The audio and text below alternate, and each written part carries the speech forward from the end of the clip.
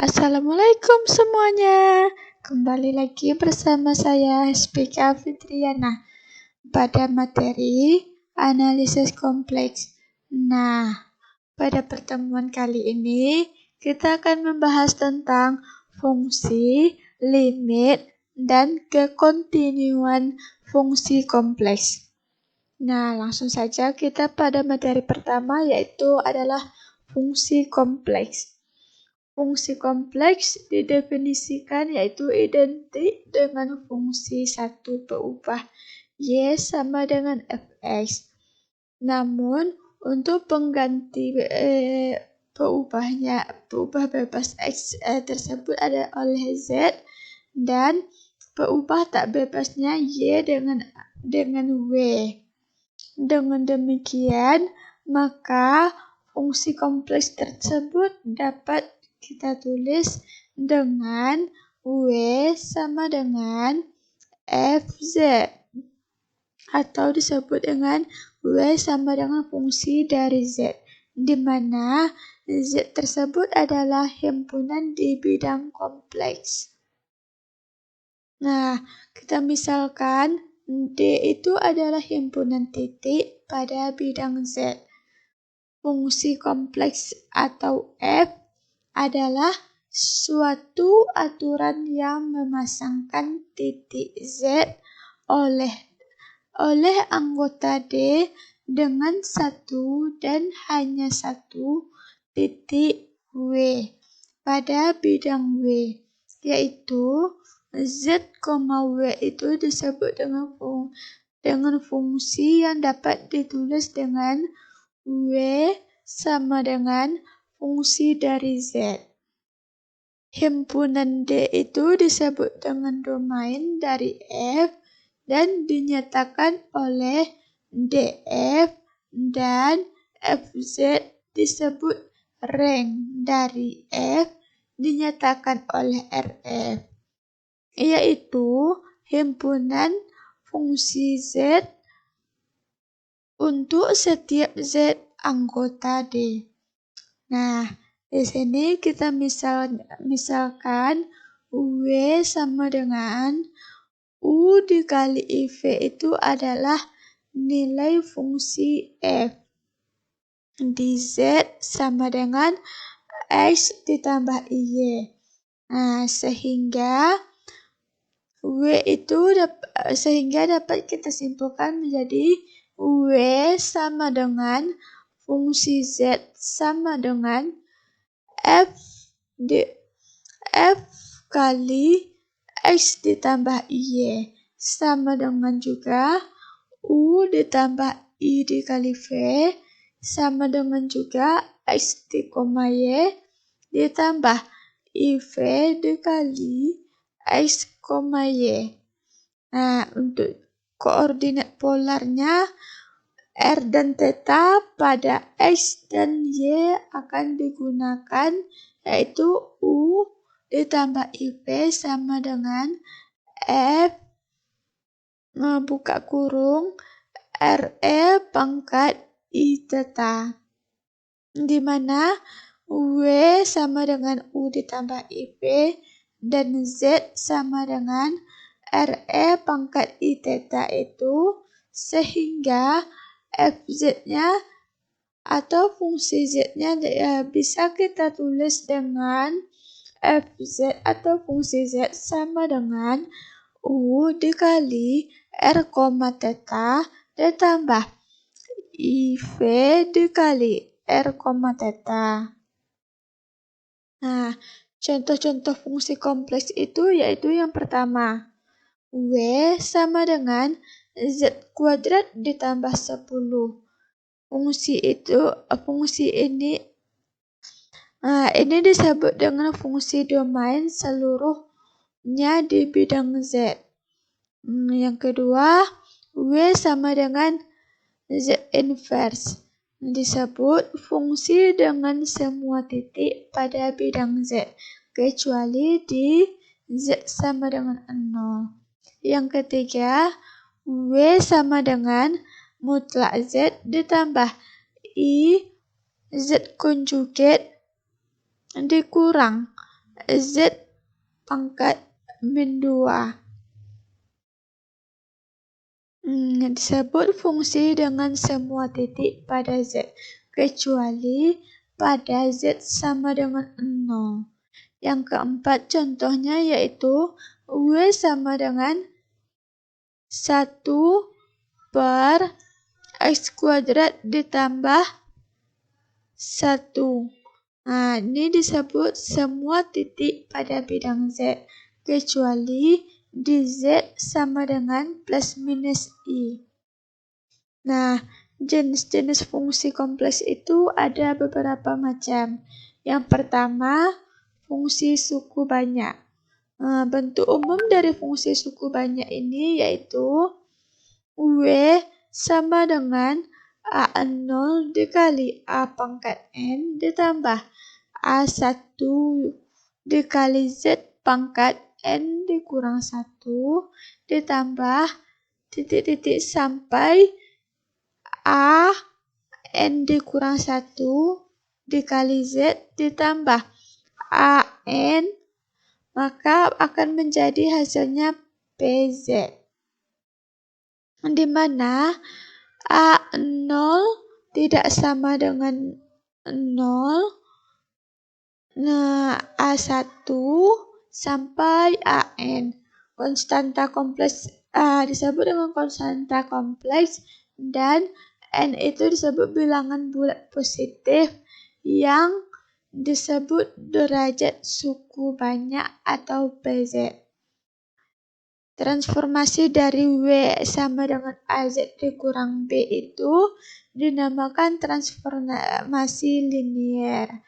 Contohnya yaitu W sama dengan 1 ditambah I dikali Z pangkat 3 dikurang 3I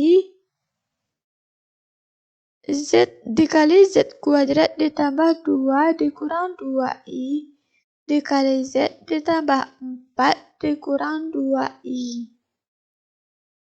Nah, fungsi yang kedua yaitu fungsi pangkat eksponen. Yaitu bentuk umumnya W sama dengan E pangkat Z. Sama dengan juga E pangkat X ditambah Y sama dengan juga E pangkat X dikali cos Y ditambah I sin Y, di mana E itu sama dengan 2,71828 dan seterusnya adalah dasar logaritma natural atau asli. Jika bilangan real positif, maka dapat kita definisikan A kuadrat sama dengan E pangkat 2 ln A, di mana ln A itu adalah logaritma natural dari A. Fungsi yang ketiga yaitu fungsi trigonometri. Nah, fungsi trigonometri ini kita dapatkan dari rumus Euler yang diperoleh fungsi trigonometri yaitu cos Z sama dengan setengah dikali E pangkat IZ ditambah E pangkat min IZ. Nah, di sini bisa kita lihat gambarnya. Untuk cos dan untuk sin-nya yaitu sin Z sama dengan 1 per 2I dikali E pangkat IZ dikurang E pangkat min IZ. Nah, di sini juga kita bisa lihat gambar dari sin Z-nya. Grafik fungsi sin X dan cos X itu termasuk pada diagram Cartesius.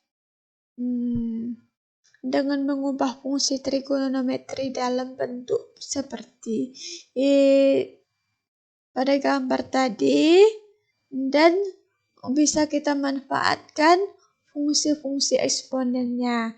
Maka untuk penyederhanaan dalam bentuk standar bilangan kompleks yang bisa kita lakukan dengan yaitu sifat fungsi trigonometri real juga berlaku untuk fungsi trigonometri kompleks. Contohnya yaitu rumus identitas fungsi trigonometri yang pertama, sin kuadrat Z ditambah cos kuadrat Z sama dengan 1. Sudut negatifnya yaitu sin min Z sama dengan min sin Z. Rumus identitas fungsi trigonometri yang kedua yaitu 1 ditambah tan kuadrat Z sama dengan secant kuadrat Z. Untuk sudut negatifnya yaitu cos min Z sama dengan cos Z. Rumus identitas fungsi trigonometri yang ketiga yaitu 1 ditambah kotangan kuadrat Z sama dengan cosecant kuadrat Z. Sudut negatifnya yaitu tan min Z sama dengan min tan Z. Yang keempat, fungsi inverse trigonometrinya jika Z sama dengan sin W, maka W sama dengan sin inverse Z.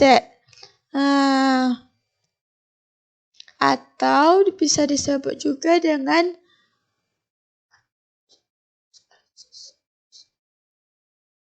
arcosinus sin Z. Dengan cara yang sama, kita bisa definisikan juga cos inverse Z, tan inverse Z, dan yang lainnya. Dari rumus trigonometri tadi bisa kita peroleh menjadi yang pertama yaitu sin inverse Z sama dengan 1/I ln kurung IZ ditambah akar 1 dikurang Z kuadrat. Yang kedua, cos inverse Z sama dengan 1/I ln buka kurung IZ I dikali Z ditambah akar Z kuadrat dikurang 1. Yang ketiga, tan inverse Z sama dengan 1/2I ln dikali 1 ditambah IZ per 1 dikurang IZ. Yang keempat yaitu cosecant inverse Z sama dengan 1/I ln buka kurung 1 ditambah akar Z kuadrat dikurang 1 per Z. Yang kelima, secant inverse Z sama dengan 1/I kali ln buka kurung I ditambah akar 1 dikurang Z kuadrat per Z.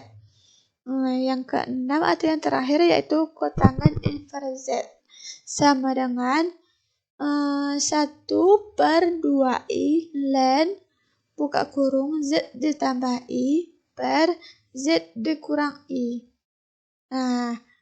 Untuk fungsi hiperboliknya yaitu fungsi bisa kita definisikan menjadi cos hiperbolik Z atau cos HZ sama dengan setengah dikali E pangkat Z ditambah E pangkat min Z.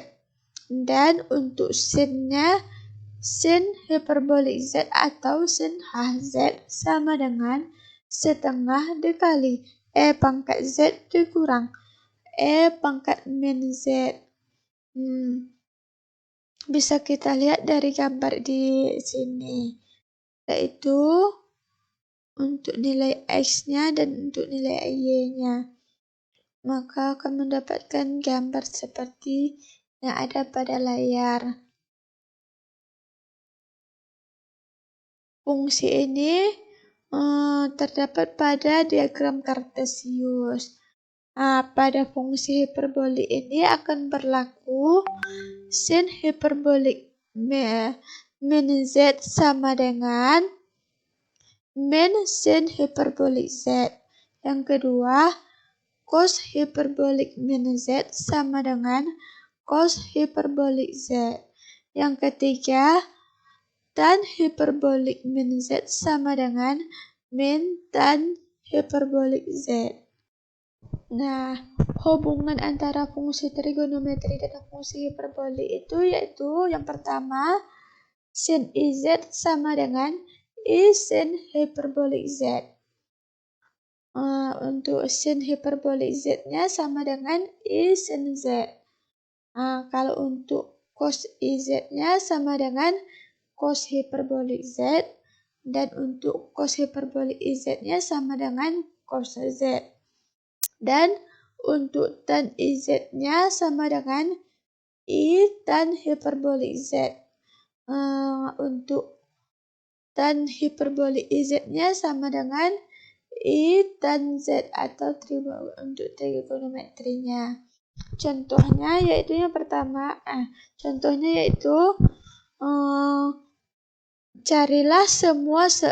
carikan semua solusi untuk persamaan sin hiperbolik Z sama dengan 0. Karena sin hiperbolik Z itu rumusnya tadi sama dengan setengah dikali E pangkat Z dikurang E pangkat min Z sama dengan 0, maka kita masukkan nilainya yaitu setengah E pangkat Z dikurang E pangkat min Z sama dengan 0. Nah, setengah dikali E pangkat Z dikurang E pangkat min Z sama dengan 0, maka E pangkat Z-nya dikurang E pangkat min Z-nya sama dengan 0. Maka setengah dikali E pangkat Z dikurang E pangkat min Z sama dengan 0. Maka hasil jadinya 2Z sama dengan 0. Jadi sama dengan Z sama dengan 0. Nah, untuk fungsi inverse hiperbolik itu kita misalkan Z sama dengan sin hiperbolik W, maka W-nya sama dengan sin hiperbolik inverse Z. Nah, disebut juga dengan fungsi inverse. Sin hiperbolik dari Z itu dengan cara yang sama kita bisa memaksudkan atau kita definisikan dengan cos inverse Z dan inverse Z dari rumus trigonometri, maka kita peroleh yang pertama yaitu sin hiperbolik inverse Z sama dengan ln buka kurung Z ditambah akar Z kuadrat ditambah 1. Yang kedua, cos hiperbolik inverse Z sama dengan ln buka kurung Z ditambah akar Z kuadrat ditambah 1. Yang ketiga, tan hiperbolik inverse Z sama dengan 1/2 ln buka kurung 1 ditambah Z per 1 dikurang Z. Untuk yang keempat, kosekan hiperbolik inverse Z sama dengan ln buka kurung 1 ditambah akar Z kuadrat dikurang 1 per Z. Untuk yang kelima yaitu secant hiperbolik inverse Z sama dengan ln buka kurung 1 ditambah akar 1 dikurang Z kuadrat per Z. Untuk yang keenam, kotangan hiperbolik Z. Hiperbolik inverse Z sama dengan setengah ln buka kurung Z ditambah 1 per Z dikurang 1. Nah, untuk yang selanjutnya, fungsi logaritma. Logaritma asli atau natural untuk Z sama dengan X ditambah Y sama dengan ln Z merupakan kebalikan dari fungsi eksponen tadi yang sudah saya jelaskan sebelumnya. Nah, jadinya W sama dengan ln Z jika dan hanya jika E pangkat W sama dengan Z. Nah, jika Z tidak sama dengan 0. Nah, kita misalkan Z sama dengan RE pangkat I theta. Itu kan masuk rumus polar kompleks tadi itu. Maka ln Z-nya sama dengan ln RE pangkat I theta sama dengan ln R ditambah I kali theta sama dengan ln mutlak Z ditambah I ARG Z. Nilai utama ln Z itu sama dengan ln mutlak Z ditambah I ARG Z sama dengan ln dikali akar X kuadrat tambah Y kuadrat ditambah I ARG kali X tambah Y. Jadi, apabila W sama dengan U ditambah IV dan Z-nya itu sama dengan RE pangkat I theta, maka E pangkat W-nya akan menjadi E pangkat W sama dengan E pangkat U ditambah IV. Sama dengan E pangkat U dikali E pangkat IV. Maka hasilnya sama dengan RE pangkat I theta. Sifat-sifat logaritmanya yaitu ln Z1, Z2 sama dengan ln Z1 ditambah ln Z2. Ln yang kedua, ln Z1 per Z2-nya sama dengan ln Z1 dikurang ln Z2. Contohnya yaitu tentukan penyelesaian dari ln Z sama dengan min pi per 2. Jadi penyelesaiannya yaitu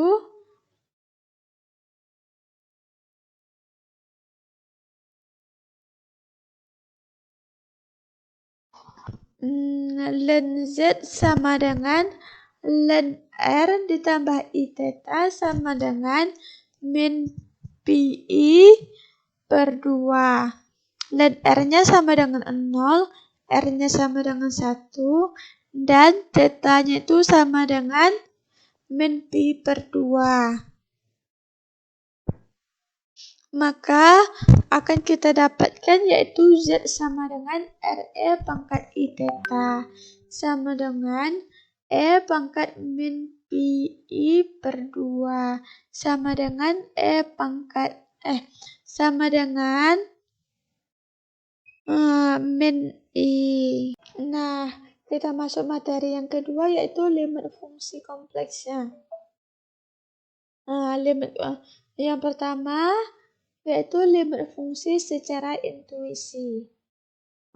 Apabila titik Z itu bergerak mendekati titik Z0 pada daerah dan nilai FZ-nya itu bergerak mendekati suatu nilai tertentu yang W0, maka bisa kita katakan limit FZ-nya yaitu Z menuju Z0.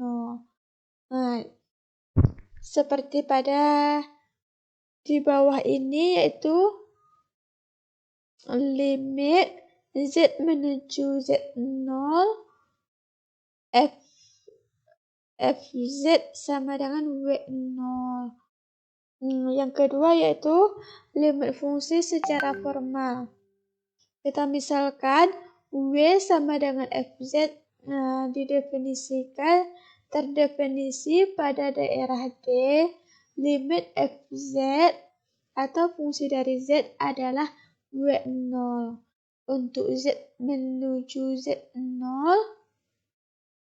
atau mendekati Z0 ditulis menjadi limit Z mendekati Z0 Fz sama dengan W0 jika setiap epsilon besar dari 0 sedemikian hingga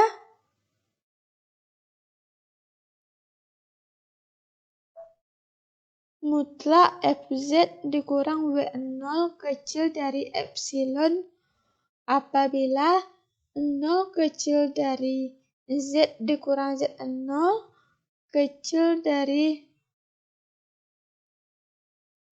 delta.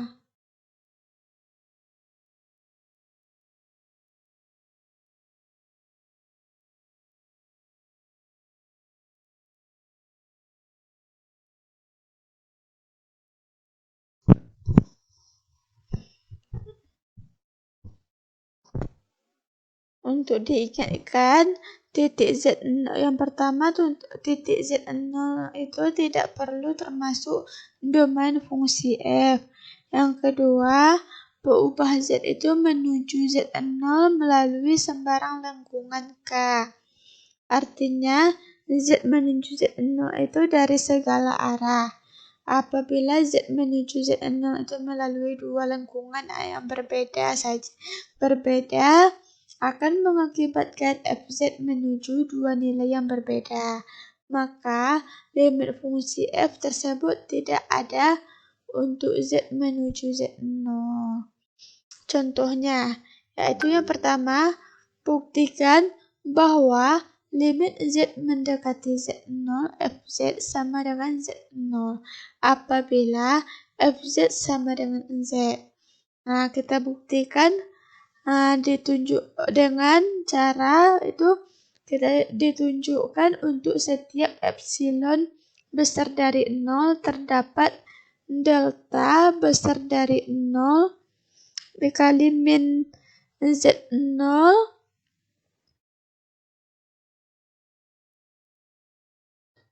kecil dari delta. Jelas ada delta sama dengan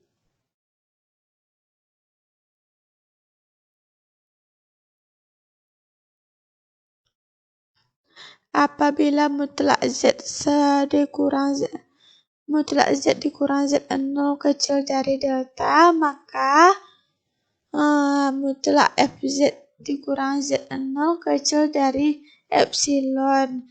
Berarti limit Z mendekati Z0 Fz itu sama dengan Z0.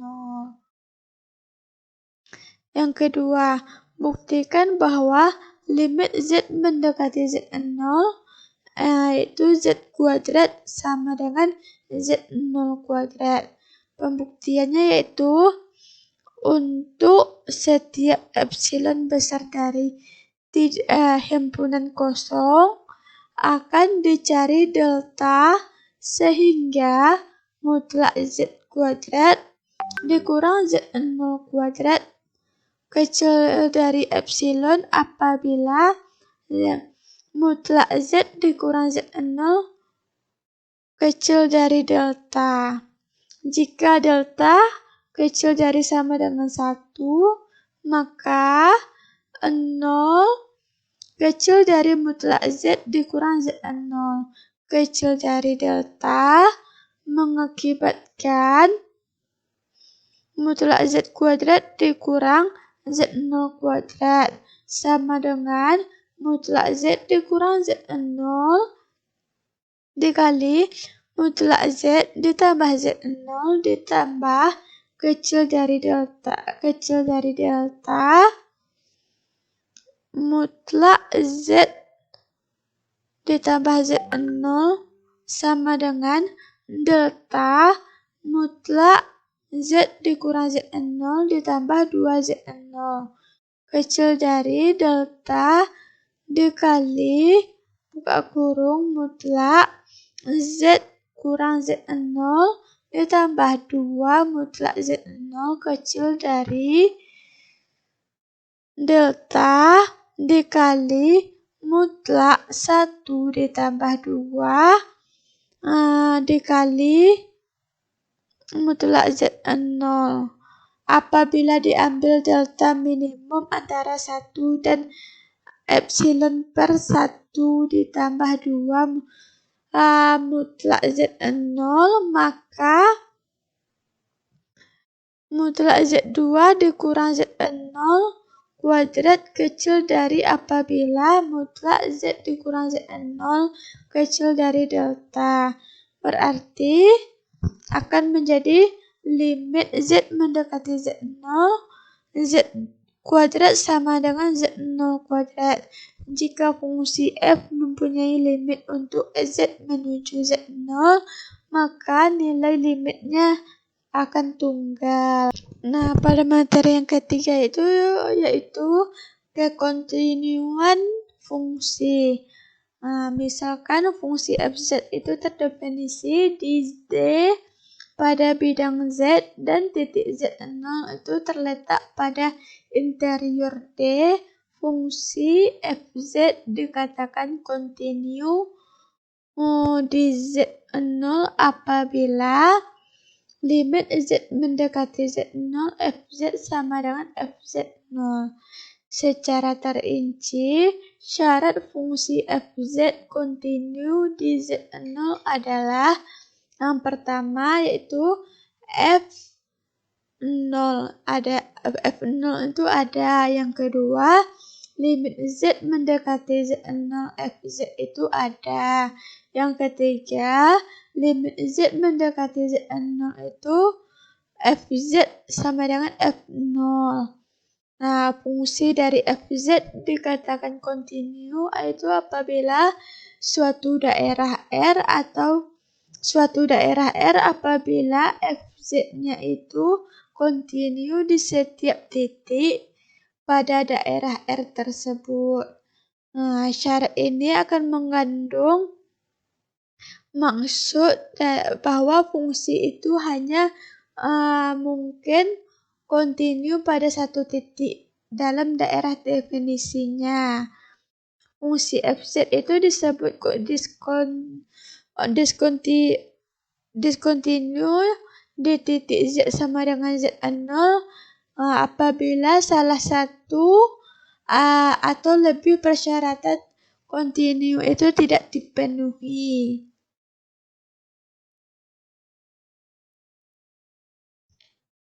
Contohnya yaitu Fz sama dengan 1 per Z dikurang 2 diskontinu di Z sama dengan 2 karena limit Z mendekati 2 Fz sama dengan limit Z mendekati 2 1 per Z dikurang 2 sama dengan 1 dikurang, kita masukkan nilai Z-nya tadi. Nilai Z-nya kan tadi 2. Jadi 1 dikurang 2 1 per 2 dikurang 2. Jadinya 1 per 0.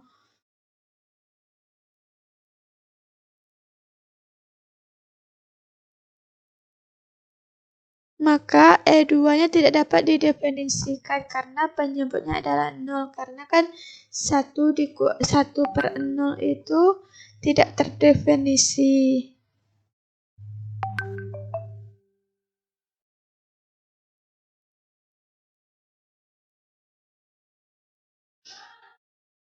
Atau tak terhingga. Nah, terus limit dari Z mendekati 2 1 per Z kurang 2 itu tidak ada. Tidak sama dengan, maksudnya tuh tidak sama dengan atau tidak ada di dalam syarat-syarat tadi. Maka fungsi kontinu untuk semua nilai Z kecuali untuk Z sama dengan 2 tidak kontinu. Atau dapat dihapuskan secara implisit dari definisi kontinu, yaitu menunjukkan jika Fz kontinu di Z0 maka Fz-nya terdefinisi pada lingkungan N dari Z0. Kekontinuan fungsi Fz di titik Z1 dalam hal Z1 tidak terbatas D dapat didefinisikan asalkan lingkungan yang dijalani olehnya menuju Z1 masih di dalam D. Nah, dalam hal ini Fz itu harus terdefinisi pada lingkungan M dari Z1 yang berada di dalam D-nya. Sebuah fungsi yang kontinu di setiap titik dalam satu interval itu dikatakan kontinu, yaitu apabila satu interval tersebut. Suatu fungsi fx dikatakan kontinu jika fungsi kontinu itu di setiap titik daerah terdefinisinya. Di sini ada beberapa teorema.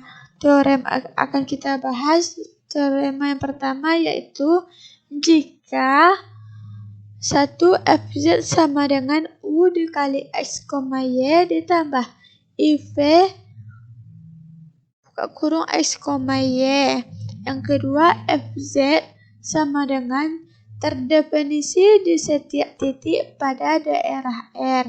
Yang ketiga Z0 sama dengan X0 ditambah Y0 kontinu di 0 jika dan hanya jika U itu X, Y dan V itu X, Y masing-masing kontinu di X0, Y0. Nah, pembuktiannya yaitu yang harus dibuktikan adalah limit X, Y mendekati X0, Y0. Untuk U buka kurung X, Y sama dengan U buka kurung X0, Y0. Dan limit X, Y mendekati X0, Y0 untuk V-nya, V buka kurung X, Y sama dengan FV buka kurung X0, Y0. Nah, untuk yang teorema kedua yaitu misalkan Fz-nya itu Fz dan Gz itu kontinu di Z0, maka masing-masing fungsinya yang pertama Fz ditambah Gz, yang kedua Fz dikali Gz, yang ketiga Fz per Gz di mana Gz0 tidak sama dengan 0. Yang keempat F Gz di mana F kontinu di G, Z0 kontinu di Z0. Teorema yang ketiga yaitu jika Fz dan Gz itu kontinu di Z sama dengan Z0, maka fungsi Fz dan Gz, Fz dikurang Gz dikali Fz Gz dan Fz per Gz sesuai sama teorema 2 tadi. Dan juga kontinu di Z0 tetapi yang terakhir ditambah syarat hanya jika jika GZ0 tidak sama dengan 0. Hasil kali yang sama berlaku untuk kekontinuan pada suatu daerah. Yang teorema yang keempat yaitu fungsi yang kontinu pada setiap daerah berhingga di antaranya, yaitu yang pertama semua suku banyak, yang kedua pangkat Z, yang ketiga sin Z dan cos Z. Teorema yang kelima yaitu jika FZ kontinu dalam suatu daerah tertutup, maka ia akan terbatas pada daerah tersebut. Jika terdapat konstanta M, sehingga FZ kecil dari M untuk semua titik Z pada daerah tersebut. Teorema yang keenam yaitu jika FZ kontinu dalam suatu daerah, maka bagian real dan hayal dari FZ itu kontinu dalam daerah tersebut. Kita misalkan, FZ itu kontinu dalam suatu daerah, maka sesuai dengan definisi tadi, di setiap titik Z0 itu dari daerah tersebut, dan untuk setiap epsilon besar dari 0, kita dapat menentukan delta besar dari 0 yang secara umum akan bergantung pada E dan titik khusus Z0. Sehingga mutlak FZ dikurang FZ0 itu kecil dari epsilon. Bila mana mutlak Z dikurang Z0 itu kecil dari delta. Jika kita tentukan deltanya hanya bergantung dari epsilon, tetapi titik khususnya Z0, maka dapat kita katakan bahwa FZ itu kontinu seragam dalam daerah tersebut. Pilihan lain untuk definisi ini yaitu apabila FZ dikatakan kontinu seragam dalam suatu daerah jika untuk setiap E besar dari 0 kita tentukan delta besar dari 0 sehingga mutlak FZ1 dikurang FZ2 kecil dari epsilon bila mutlak Z1 dikurang Z2 kecil dari delta, di mana Z1 dan Z2 itu dua titik sembarang pada satu daerah atau pada daerah tersebut. Contohnya, misalkan FZ itu sama dengan fungsi yang pertama yaitu Z kuadrat, yang kedua yang pertama itu Z kuadrat jika Z tidak sama dengan 0, yang kedua 0 jika Z sama dengan Z0. Hingga limit Z mendekati Z0 FZ sama dengan limit Z mendekati Z0 Z kuadrat.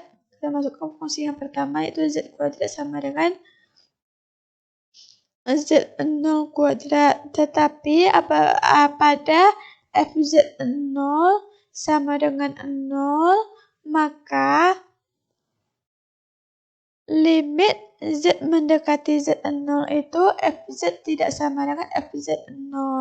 Berarti FZ itu tidak kontinu di Z sama dengan Z0 untuk Z0 tidak sama dengan 0.